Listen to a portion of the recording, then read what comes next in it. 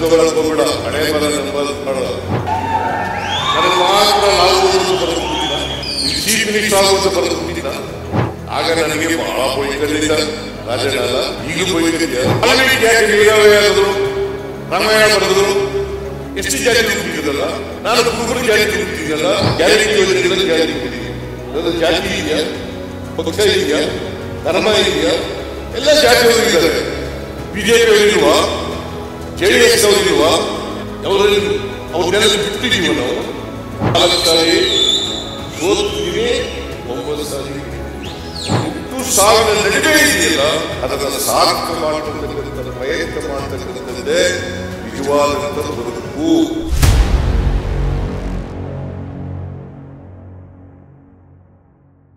ವಿದ್ಯಾವಂತರು ಕೂಡ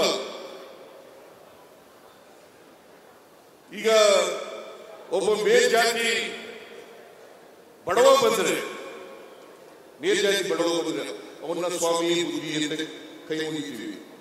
ಅದೇ ಒಬ್ಬ ದಲಿತ ವಿದ್ಯಾವಂತನಾಗಿ ಶ್ರೀಮಂತನಾಗಿ ಬಂದರೆ ಅವನನ್ನ ಸಿಂಗುಲರ್ನಲ್ಲಿ ಮಾತಾಡಿಸ್ತೇವೆ. ಇದು ಗುಲಾಮಗಿರಿಯ ಸಂಕೇತ. ಒಬ್ಬ ಮೇಲ್ಜಾತಿಯ ಬಡವ ಬಂದರೆ ಅವನಿಗೆ ಸ್ವಾಮಿ ಬುದ್ಧಿ ಅಂತೀವಿ, ಅವನನ್ನ ಮೇಲ್ಗಡೆ ಕೂಡಿಸ್ತೀವಿ. ಅದೇ ಒಬ್ಬ ದಲಿತ ವಿದ್ಯಾವಂತನಾದರೂ ಕೂಡ ಶ್ರೀಮಂತ ಆದರೂ ಕೂಡ ಅವರನ್ನ ನಾವು ಸಿಂಗುಲರ್ನಲ್ಲಿ ಮಾತಾಡಿಸ್ತೀವಿ. ಇದು ಶೂದ್ರರಿಗಿರ್ತಕ್ಕಂಥ ದಾಸ್ಯದ ಸಂಕೇತ. ಇದನ್ನ ಕಿತ್ತು ಒಗಿಬೇಕು ಪ್ರತಿಯೊಬ್ಬರು. ಇದು ಕಿತ್ತು ಒಗೆದಿರಲಿಲ್ಲೇ ರಾಜಣ್ಣ ನಿಷ್ಠುರವಾಗಿ ಏನೇ ಅದರಿಂದ ಏನೇ ಪರಿಣಾಮ ಆಗಲಿ ಆ ಪರಿಣಾಮವನ್ನು ಎದುರಿಸ್ತೀನಿ ಅಂತಕ್ಕಂಥ ಧೈರ್ಯ ಇರಬೇಕಾಗ್ತದೆ. ಯಾವುದೇ ಪರಿಣಾಮದಿಂದ ಆಗ್ಬೋದು, ಕೆಟ್ಟಗೂ ಆಗ್ಬೋದು, ಒಳ್ಳೇದು ಆಗ್ಬೋದು. ನನ್ನ ಪ್ರಕಾರ ಒಳ್ಳೇದಾಗ್ತದೆ. ನಾನು ಇವತ್ತುವರೆಗೆ ನನಗೆಲ್ಲ ಒಳ್ಳೇದೇ ಆಗಿದೆ, ನನಗೆ ಕೆಟ್ಟದ ಹಾಗೇ ಇಲ್ಲ, ರಾಜಣ್ಣನೂ ಆಗಿಲ್ಲ ಅಂತ ಅಂದ್ಕೊಂಡಿದ್ದೀನಿ.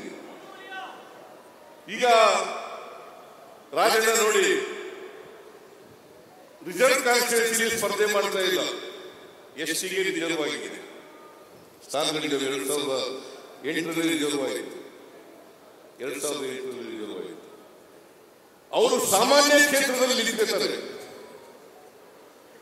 ಈಗ 3 ಸಾರಿ MLA ಆಗಿರೋದು ಕೂಡ ಸಾಮಾನ್ಯ ಕ್ಷೇತ್ರದಲ್ಲಿ. ಸಾಮಾನ್ಯವಾಗಿ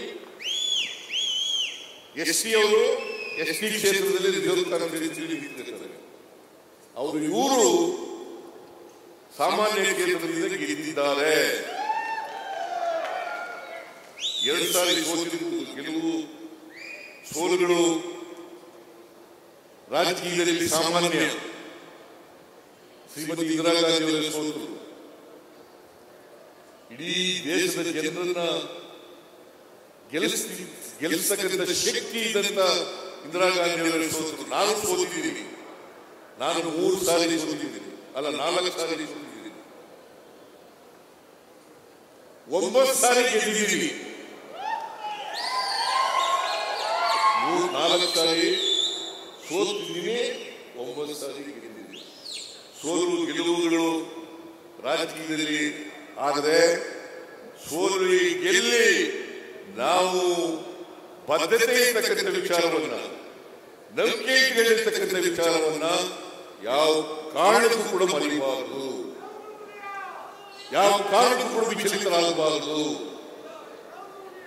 ಇದನ್ನ ನಾವು ಮಾಡಿದ್ರೆ ನಾವು ರಾಜಕೀಯದಲ್ಲಿ ಇದಕ್ಕೆ ಸಾರ್ಥಕ ಆಗ್ತದೆ.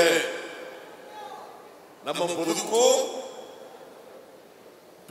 ಸಾರ್ಥಕ ಆಗ್ತದೆ. ನಾವು ಈ ಹುಟ್ಟು ಸಾವುಗಳಿರ್ತವಲ್ಲ, ಇವು ಇದೇ ಇರ್ತವೆ. ಎಲ್ಲರೂ ಹುಟ್ಟ ಮೇಲೆ ಸಾಯಲೇಬೇಕು.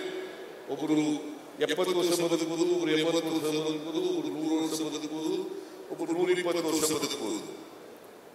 ಆದರೆ ಈ ಹುಟ್ಟು ಸಾವಿನ ನಡುವೆ ಇದೆಯಲ್ಲ, ಅದನ್ನು ಸಾರ್ಥಕ ಮಾಡತಕ್ಕಂಥ ಪ್ರಯತ್ನ ಮಾಡತಕ್ಕಂಥದ್ದೇ ನಿಜವಾದಂಥ ಬದುಕು ಅಂತಕ್ಕಂಥದ್ದನ್ನು ಅರ್ಥ ಮಾಡತಕ್ಕಂಥ. ನೀವು ಒಂದ್ಸಾರಿ ಇದ್ದೀವಿ ನೋಡ್ಬೇಕು. ಪ್ರತಿಯೊಬ್ಬರು ಕೂಡ ಹುಟ್ಟಿದ ಮೇಲೆ ನನ್ನ ಜೀವನ ಸಾರ್ಥಕಾಗಿದೆಯಾ ಇಲ್ವಾ ಅಂತೇಳಿ ಒಂದ್ಸಾರಿ ಹಿಂದಿರುಗಿ ನೋಡಬೇಕು. ನಿಮಗೆ ಸಮಾಧಾನ ಆದರೆ, ನಿಮ್ಮ ಜೀವನ ಸಾರ್ಥಕ ಆಗಿದ್ರೆ ಹುಟ್ಟಿದದಕ್ಕೆ ಸಾರ್ಥಕ ಆಗ್ತದೆ, ಇಲ್ಲದ್ರೆ ಸಾರ್ಥಕ ಆಗ್ತದೆ ಅಲ್ವಾ?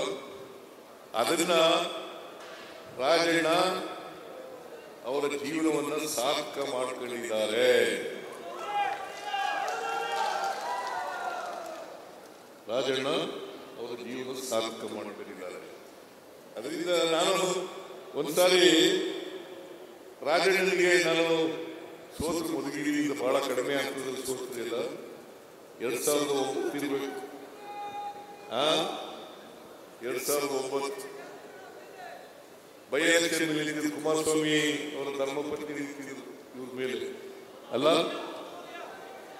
ಆಗ ನಾನು ಚುನಾವಣೆ ಬರ್ತೀನಿ ಅಂತ ಹೇಳಿದ್ದೆ ಪ್ರಚಾರ ಮಾಡಕ್ಕೆ. ಆಮೇಲೆ ತೀರ್ಮಾನ ತಗೊಂಡೆ, ನಾನು ಕಾಂಗ್ರೆಸ್ನ ಉಪಚುನಾವಣೆಯಲ್ಲಿ ನಿಂತಿರ್ತಕ್ಕಂಥ ಕಾಂಗ್ರೆಸ್ನ ಅಭ್ಯರ್ಥಿಗಳಿಗೆ ಪ್ರಚಾರಕ್ಕೆ ಹೋಗಬಾರದು ಅಂತ ತೀರ್ಮಾನ ತಗೊಂಡೆ. ಆಗ ಇವ್ರ ಕಾಂಗ್ರೆಸ್ ಬರಲಿಲ್ಲ, ಪಾಪ ಕಡಿಮೆ ಆಗ್ತದೆ,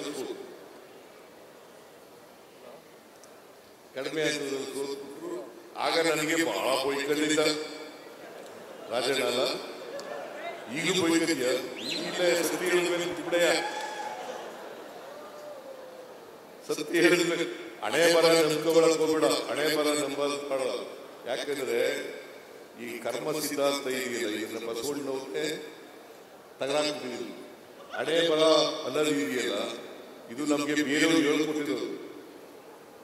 ಯಾವ ದೇವರು ಯಾರ ಮೇಲೂ ಯಾವ ಹಣೆಗೂ ಬರೆಯಲ್ಲ.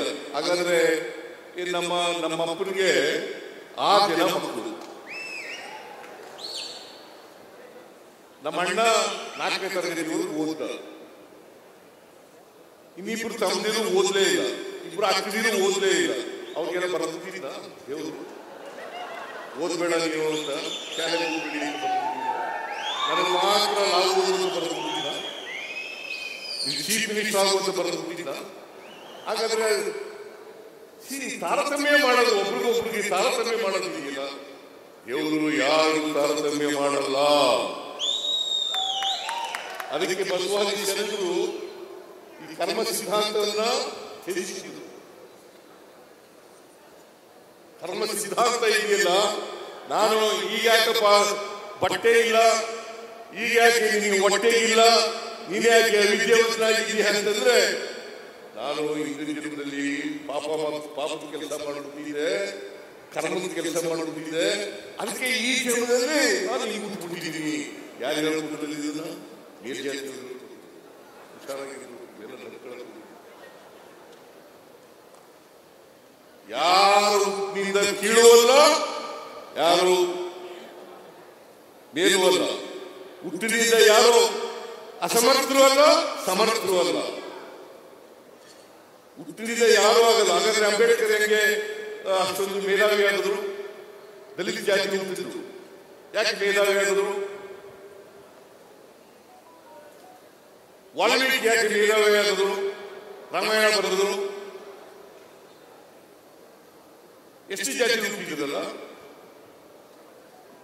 ನಾನು ಕುರುಬರ ಜಾತಿ ಹುಟ್ಟಿದ್ದಲ್ಲ.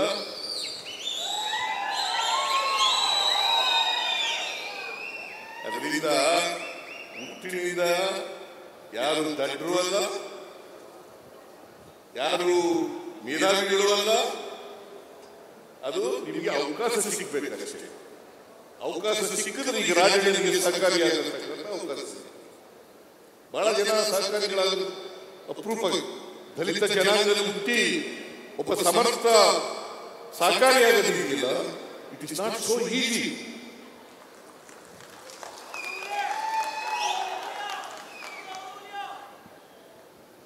ನಾವು ಅವಕಾಶ ಸಿಗ್ಬೇಕಷ್ಟೇ. ನನಗೆ ಅವಕಾಶ ಸಿಕ್ತು, ನಾನು ಬೆಳೆದು, ನಾನು ಲಾಯರ್ ಆದೆ, MLA ಆದೆ, ಮುಖ್ಯಮಂತ್ರಿ ಆಗಲಿಕ್ಕೆ ಅವಕಾಶ ಸಿಕ್ತು. ಆಗ್ತದೆ ಇಲ್ಲ. ನಾನು ಓದ್ದೆ ಹೋಗಿದ್ರೆ ಏನೂ ಆಯ್ತಿರ್ಲಿಲ್ಲ. ಅದಕ್ಕೆ ನಾನು ರಾಜಪ್ಪ ಮೇಷ್ಟ್ರು ಯಾವಾಗ ನೆನಪಿಸ್ತಾ ಇರ್ತೀನಿ. ನಾನು ನೇರವಾಗಿ 5ನೇ ತರಗತಿ ಸೇರಿದೆ. ಆ ರಾಜಪ್ಪ ಮೇಷ್ಟ್ರು ಬರದೇ ಹೋಗಿದ್ರೆ ನಮಗೆ ಮಾಸ್ಟರಾಗಿ ನಾನು 5ನೇ ತರಗತಿ ಸೇರ್ಕತೇನೂ ಇರಲಿಲ್ಲ, ವಿದ್ಯಾವಂತ ಆಯ್ತಾನೂ ಇರಲಿಲ್ಲ, MLA ಆಯ್ತಾನೂ ಇರಲಿಲ್ಲ, ಮುಖ್ಯಮಂತ್ರಿ ಆಯ್ತಾನೂ ಇರಲಿಲ್ಲ. ಆಮೇಲೆ ಬಾಬಾ ಸಾಹೇಬ್ ಅಂಬೇಡ್ಕರ್ ಅವರು ಸಂವಿಧಾನ ಇದೆಯಲ್ಲ, ಅದು ಇಂಥ ಸಂವಿಧಾನ ಇರೋದ್ರೆ ನಾವೆಲ್ಲರೂ ಕೂಡ ಮುಖ್ಯವಾಗಿ ಬರಕ್ಕೆ ಆಗ್ತಾನೇ ಇರಲಿಲ್ಲ. ನಾವು ಅವಕಾಶ ಸಿಕ್ಕಿದಾಗ ಈ ಸಮಾಜದಲ್ಲಿ ಬದಲಾವಣೆ ತರಲಿಕ್ಕೆ ಪ್ರಾಮಾಣಿಕ ಪ್ರಯತ್ನವನ್ನು ಮಾಡಬೇಕು. ನಾನು ಅದಕ್ಕೆ ಹಿಂದೆ ಮುಖ್ಯಮಂತ್ರಿ ಆಗಿರುವಾಗ, ಈಗ ಮುಖ್ಯಮಂತ್ರಿ ಆದಾಗ, ಕಾಂಗ್ರೆಸ್ ಪಕ್ಷ ಅಧಿಕಾರಕ್ಕೆ ಬಂದಾಗ ನಾವು ಸಮಾಜದಲ್ಲಿ ಬಡತನ ಹೋಗಲಾಡಿಸಿ ಸಾಮಾಜಿಕ ಆರ್ಥಿಕ ಶಕ್ತಿಯನ್ನು ತುಂಬತಕ್ಕಂಥ ಕೆಲಸ ಮಾಡಬೇಕು. ಅದು ಮಾಡಿದಾಗ ಮಾತ್ರ ಸಮಾಜದಲ್ಲಿ ಬದಲಾವಣೆಯನ್ನು ಮಾಡಲಿಕ್ಕೆ ಆಗ್ತದೆ. ಅದಕ್ಕೋಸ್ಕರ ನಾನು ಯಾಕೆ ರಾಜಣ್ಣವ್ರನ್ನ ನಂಬ್ತೀನಿ, ಪ್ರೀತಿಸ್ತೀನಿ ಅಂತಂದ್ರೆ ಅವರ ಬಡವರ ಮೇಲೆ ಇರ್ತಕ್ಕಂಥ ಕಾಳಜಿ, ಬಡವರ ಮೇಲೆ ಇರ್ತಕ್ಕಂಥ ಕಾಳಜಿ ಯಾವುದೇ ಜಾತಿ ಸೇರಿ. ಈಗ ನಾವು ಗ್ಯಾರಂಟಿ ಯೋಜನೆಗಳನ್ನು ಜಾರಿ ಕೊಟ್ಟಿದ್ದೀವಿ. ಅದರ ಜಾತಿ ಇದೆಯಾ, ಪಕ್ಷ ಇದೆಯಾ, ಧರ್ಮ ಇದೆಯಾ? ಎಲ್ಲ ಜಾತಿಯವರು ಇದ್ದಾರೆ. ಬಿಜೆಪಿ ಅವರು ಇಲ್ವಾ? JDS ಅವರು ಇಲ್ವಾ? ಅವ್ರನ್ನೆಲ್ಲ ಬಿಟ್ಟಿದ್ದೀವಿ ನಾವು. ಎಲ್ಲ ಗ್ಯಾರಂಟಿ ಯೋಜನೆಗಳನ್ನ ಎಲ್ಲ ಸಮಾಜದಲ್ಲಿರ್ತಕ್ಕಂಥ ಎಲ್ಲ ಬಡವರಿಗೆ 1,64,00,000 ಕುಟುಂಬಗಳಿಗೆ ಗೃಹ ಜ್ಯೋತಿ ಫ್ರೀಯಾಗಿ ಕರೆಂಟ್ ಕೊಟ್ಟಿದ್ದೀವಿ.